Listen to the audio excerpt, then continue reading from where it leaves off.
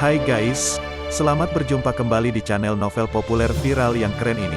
Sebelum mengikuti kelanjutan kisah Dev atau Cenping yang semakin seru dan mendebarkan ini, mohon bantuan kalian untuk subscribe, like, komen dan share video-video yang ada di channel ini ya. Perlu diketahui bahwa novel Perintah Kaisar Naga ini adalah termasuk kategori novel ongoing.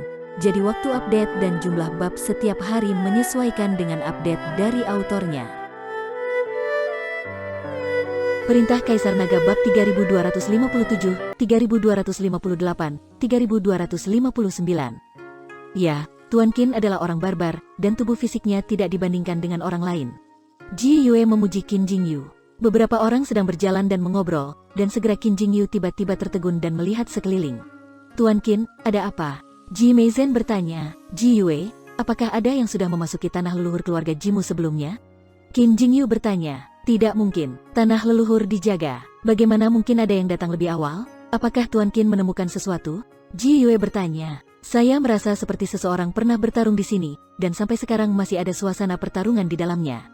Kata Qin Jingyu dengan sedikit cemberut. Aura pertempuran, Ji Yue menggunakan kesadarannya untuk merasakannya, lalu menggelengkan kepalanya dan berkata, tidak ada, aku tidak merasakan aura pertempuran. Pihak lain menggunakan kekuatan fisik, bukan sihir dan kekuatan spiritual, jadi kamu tidak bisa mendeteksi aura yang tertinggal. Tapi bagi kami orang barbar, aura seperti ini tidak bisa lepas dari pandangan kami. Kata Qin Jingyu, siapa sih yang memasuki tanah leluhur lebih awal? Konon Taisu yang menjaganya. Jika pintu masuk ke tanah leluhur tidak dibuka, tidak ada yang bisa masuk. Ji Yue sedang berpikir, dengan ekspresi kebingungan di wajahnya. Saudaraku, mungkinkah itu Ji Meiyan? Aku tidak melihatnya di tim kali ini. Mungkin dia datang lebih awal. Kata Ji Meizhen, tidak mungkin, Ji Meiyan belum membuka ruang asal. Apa gunanya dia datang ke sini untuk membunuh binatang ilusi asal? Ji Yue menggelengkan kepalanya. Aneh, kalau begitu, lalu siapa dia? Ji Meizhen juga penuh keraguan. Tidak peduli siapa itu, berhati-hatilah agar tidak diserang oleh orang itu. Qin Jingyu mengingatkan, keluarga Ji saat ini sedang dalam arus bawah, dan semua orang berselisih. Bahkan jika mereka melakukan serangan diam-diam di tanah leluhur ini, tidak ada orang di luar yang akan mengetahuinya. Duar tiba-tiba terdengar suara gemuruh keras, dan binatang ilusi asal muncul. Ketika Qin Jingyu melihat ini, dia langsung bersemangat. Sebelum Ji Yue bisa mengatakan apapun, Qin Jingyu bergegas maju. Qin Jingyu mengikuti monster ilusi asal itu untuk bertarung, sementara Dev mengikuti Ji Meiyan ke kedalaman tiang gunung. Semakin jauh dia masuk lebih dalam ke tiang gunung, semakin kuat binatang ilusi asal yang ditemuinya. Membunuh binatang monster ilusi asal yang kuat dapat meningkatkan peluang untuk memahami kekuatan asal, jadi Dev terus melangkah lebih dalam. Dev, jika kita terus masuk lebih dalam, kita tidak tahu seberapa kuat binatang monster ilusi asal yang akan kita hadapi itu. Menurutku kita sebaiknya tidak masuk lebih dalam. Ji Meiyan tampak sedikit gugup saat melihat Dev berjalan lebih jauh ke tiang gunung. Jangan khawatir, jika aku benar-benar bertemu dengan binatang ilusi asal yang kuat, aku bisa menggunakan keahlian dan senjataku, tidak akan ada masalah. Dev tersenyum ringan. Saat Dev selesai berbicara, 3 binatang ilusi asal muncul bersamaan. 3 binatang ilusi asal itu membentuk formasi mengelilingi dan mengepung Dev dan yang lainnya. Melihat adegan ini, Dev hanya bisa mengerutkan kening. Ekspresi Ji Meiyan juga sedikit berubah, dan dia menarik pakaian Dev. Mengapa ketiga binatang ilusi asal ini terlihat berbeda? Ji Meiyan bertanya pada Dev, memang sedikit berbeda. Binatang ilusi asal seharusnya tidak memiliki kecerdasan, tetapi ketiga binatang ilusi asal ini tahu cara mendekat. Mereka tampaknya memiliki kecerdasan, kata Dev.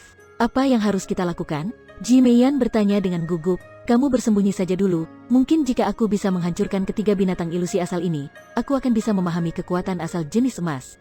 Dev meminta Ji Meiyan bersembunyi.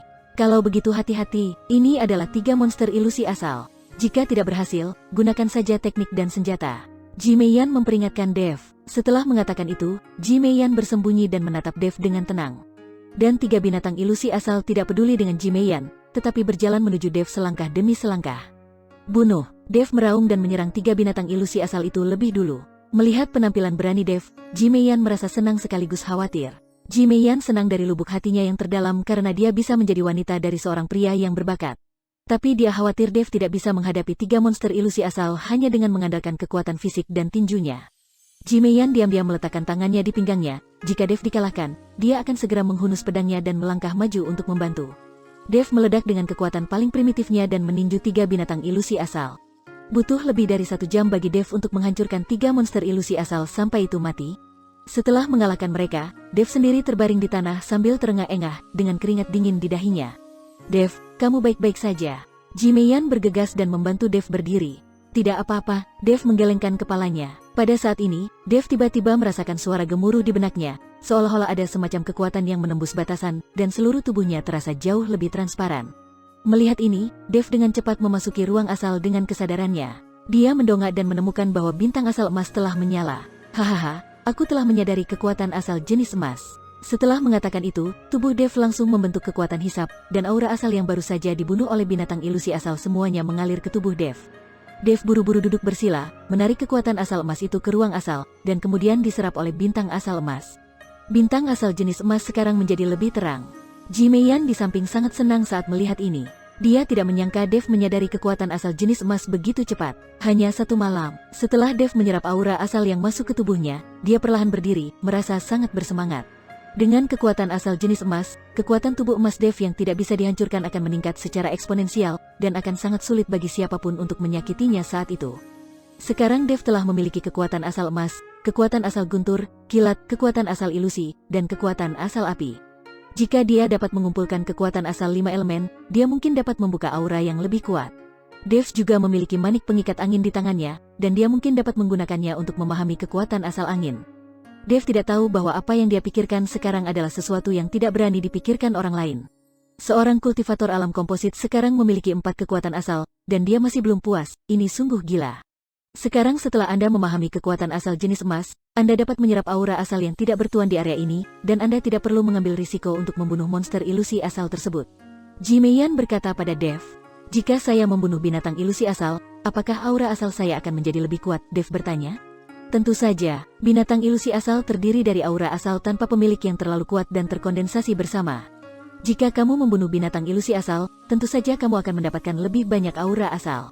Ji Meiyan mengangguk. Oke, kalau begitu ayo kita bunuh lagi. Kali ini kita tidak perlu menggunakan tangan kosong. Dev memutuskan untuk membunuh binatang ilusi asal itu untuk menyerap aura asalnya. Hanya dengan cara ini dia dapat menyerap energi paling orisinal dalam waktu sesingkat-singkatnya. Melihat Dev sangat bersemangat, Ji Meiyan tidak ingin dia kecewa, jadi dia mengikuti Dev dan melanjutkan perjalanan menuju kedalaman tiang gunung. Segera, ada semakin banyak binatang monster ilusi asal di sekitar mereka, dan semua jenis monster ilusi asal berbondong-bondong ke tanah. Dev dan Ji Meiyan terbang di udara dan terkejut ketika mereka melihat binatang ilusi asal di bawah mereka. Karena jumlah binatang ilusi asal di bawah ini jauh melebihi ekspektasi Dev. Tetapi dengan begitu banyak sumber daya, Dev tidak mau pergi. Jangan turun, aku akan membunuh semua binatang ilusi asal ini semua adalah sumber daya. Setelah mengatakan itu, Dev langsung turun dengan pedang pembunuh naga di tangannya. Dev bisa menggunakan keahliannya kali ini dan juga bisa menggunakan pedang pembunuh naga, jadi dia tidak perlu mundur. Dev mengayunkan pedang pembunuh naga di tangannya, dan cahaya pedang muncul seperti badai yang dahsyat. Kemanapun cahaya pedang lewat, binatang ilusi asal itu langsung dipotong-potong. Binatang ilusi asal terbunuh, dan sejumlah besar aura asal naik ke langit dan Dev dengan rakus menyerapnya. Ada berbagai macam aura asal di dalamnya, tetapi selain kekuatan asal yang dirasakan oleh Dev, aura asal lainnya hanya dapat memasuki tubuh Dev seperti sutra, dan kemudian perlahan menghilang di ruang asalnya. Tanpa penyerapan dan penyimpanan bintang asal, bahkan jika aura asal lainnya diserap oleh Dev, mereka tidak akan bisa tinggal di dalam tubuhnya. Di udara, Ji Meiyan terkejut saat melihat Dev menyerap aura asalnya. Yang lain menyerap satu demi satu sumber, tetapi Dev ternyata seperti sekumpulan ikan dan naga, menghirup semua aura asal ke dalam tubuhnya. Untungnya, ruang asal Dev adalah bintang-bintang di alam semesta, dan tidak peduli berapa banyak aura asal yang ada, tidak akan cukup untuk mengisinya. Jika ruang asalnya tidak besar, metode Dev dalam menyerap aura asal itu mungkin akan menyebabkannya meledak dan mati. Saat ini, Dev sedang membunuh banyak binatang ilusi asal di tiang gunung.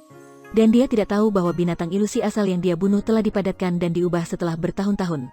Dengan metode pembunuhan yang dilakukannya, diperkirakan jika keluarga Ji akan membuka tanah leluhur di masa depan, sulit bagi mereka untuk melihat binatang ilusi asal itu lagi. Tidak jauh dari pintu masuk tiang gunung, wajah Qin Jingyu sangat jelek, hanya ada terlalu sedikit binatang ilusi asal di tanah leluhur Anda. Kita hanya menemukan beberapa binatang ilusi asal di sepanjang jalan. Kalau begini kapan saya dapat memahami asal-usul kekuatan jenis emas? Tuan Qin, konon ada banyak binatang ilusi asal di tanah leluhur kita. Ada puluhan orang yang memasuki tanah leluhur setiap saat, tetapi hanya sedikit orang yang bisa memasuki tiang gunung ini untuk berburu binatang monster ilusi asal.